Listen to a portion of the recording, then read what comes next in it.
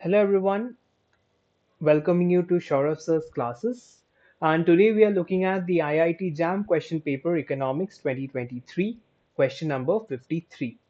And economy has three firms X, Y, and Z.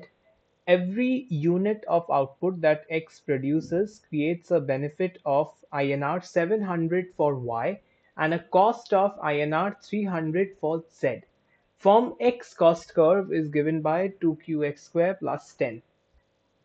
The market price of the output of X is INR 1600 per unit.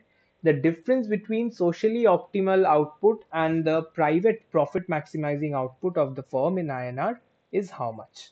So when we are looking at the private profit maximization, then the profit function will have no implication for externalities. So price that he will get is 1600. He will produce quantity qx minus cost, which is 2qx whole square minus 10.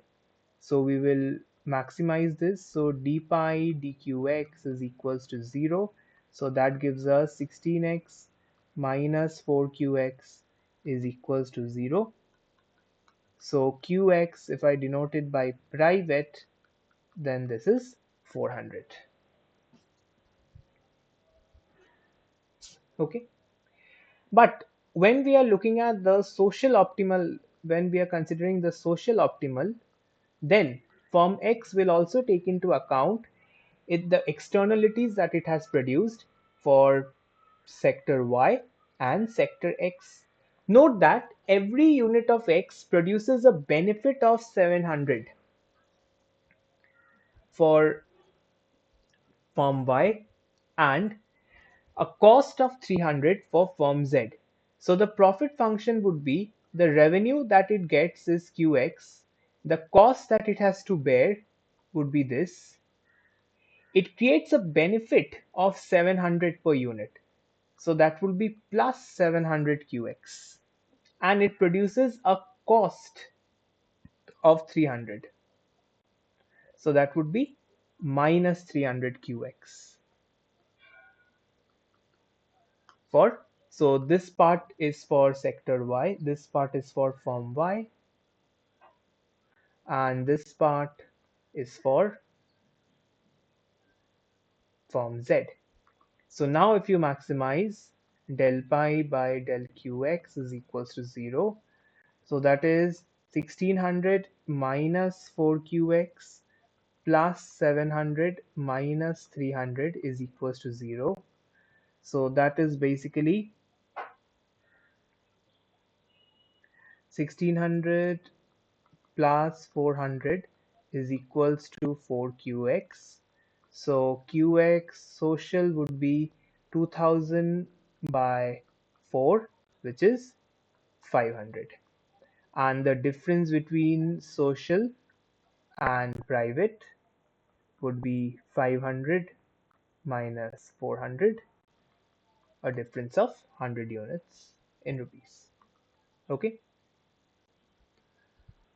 So this is the difference between the socially optimal output and the private profit maximizing output, which is 100 units. Thank you. Now let us move on to question number 55 of the IIT JAM question paper. So M is a 3 by 3 matrix as is given, and I3 be an identity matrix of order 3. If the rank of the matrix 10 I3 minus M is 2, then K equals to how much? Okay. So first let us find out how does this matrix look like. So 10 I3 minus M. So 10 I3 would be 10 0 0 0 10 0 0 0 10, and M would be K1 1 1 K1 1 1 K. So if you bring both of them together, so that would be 10 minus K minus 1 minus 1 minus 1 10 minus k minus 1 minus 1 minus 1 10 minus k. Correct. So essentially this is a 3 by 3 determinant. We are given that the rank of this matrix 10I3 minus m is equals to 2. Okay, that means that there must be dependent rows or columns. So that can be simply evaluated by putting the determinant as equals to 0. If rank is lesser than the full rank, that means the determinant of 10I3 minus m must be equals to 0 since the rank is lesser than the full rank. So that means the determinant of this 10 minus k minus 1 minus 1 minus 1 10 minus k minus 1 minus 1 minus 1 10 minus k has to be equals to 0. If you take the minus common from all the three rows, so that will be basically giving you this k minus 10 1 1 1 k minus 10 1 1 1 k minus 10 equals to 0. Okay, so the negative will go out. Now if we do an operation of, let's say,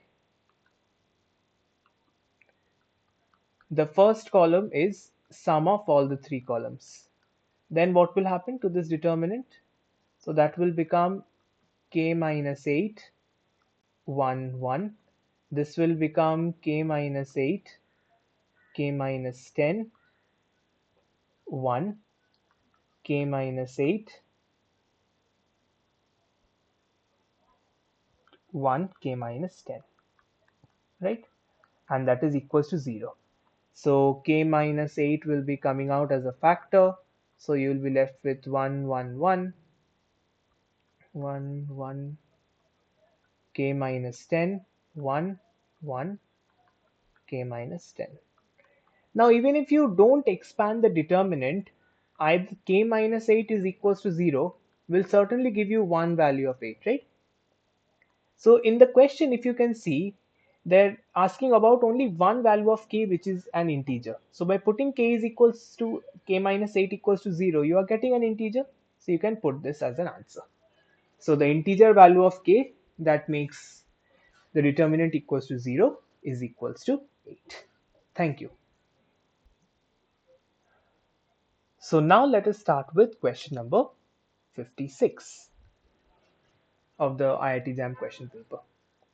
In a two-period model, a consumer is maximizing the present discounted utility, which is given by this log Ct plus 1 plus theta log Ct plus 1 with respect to Ct and Ct plus 1 subject to the following budget constraint.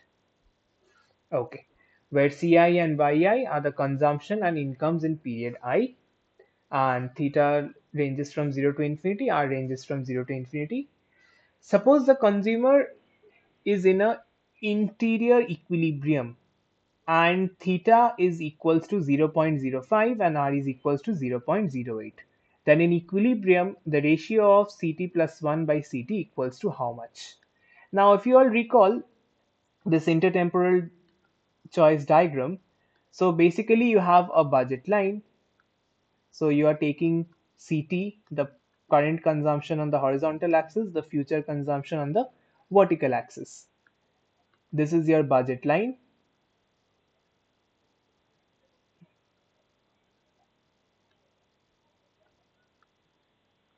And if there is an interior solution, that means it would be something like this, right? So this is your utility function. This is your budget constraint.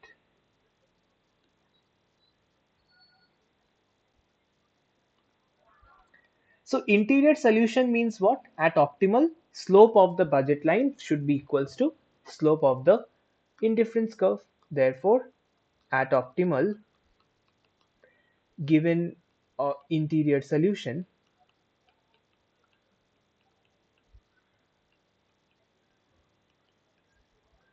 slope of the indifference curve should be equals to slope of the budget line.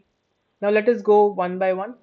We are given the utility function as log Ct plus 1 by 1 plus theta log of Ct plus 1. If you differentiate this, dWt is equals to 1 by Ct dCt plus 1 by 1 plus theta 1 by Ct plus 1 dCt plus 1.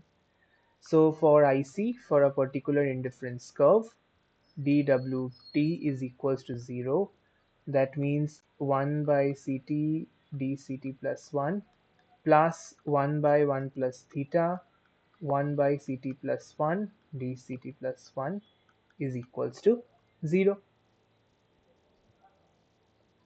So 1 by 1 plus theta 1 by Ct plus 1 dCt plus 1 is equals to minus of 1 by Ct dCt. So what is the slope of the indifference curve? dCt plus 1 by Ct is equals to 1 plus theta with a minus over here Ct plus 1 by Ct. Okay. Now come to the budget line. It is Ct plus Ct plus 1 by 1 plus R. We will take this with equality, that is equals to Yt plus Yt plus 1 by 1 plus R. And again if we differentiate this, so that is d of Ct plus 1 by 1 plus R d of Ct plus 1 is equals to 0. So this basically gives us dc plus 1 by dct is equals to minus of 1 plus R.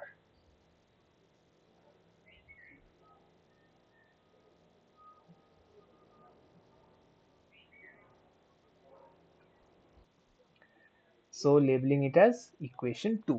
Therefore, at optimal, these two should be same. So minus of 1 plus theta Ct plus 1 by Ct should be equals to minus of 1 plus R. So minus and minus will get cancelled. So this will give us Ct plus 1 by Ct is equals to 1 plus R by 1 plus theta. This is what should happen at the optimal. Now if you take a look at the values, theta is 0.05 and R equals to 0.08. So that is 1 plus 0.08 by 1 plus 0.05. So 1.08 by 1.05. You need to take it to two decimal places. So that would be 1.02.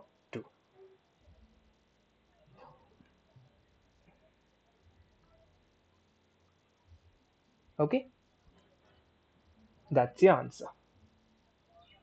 Thank you.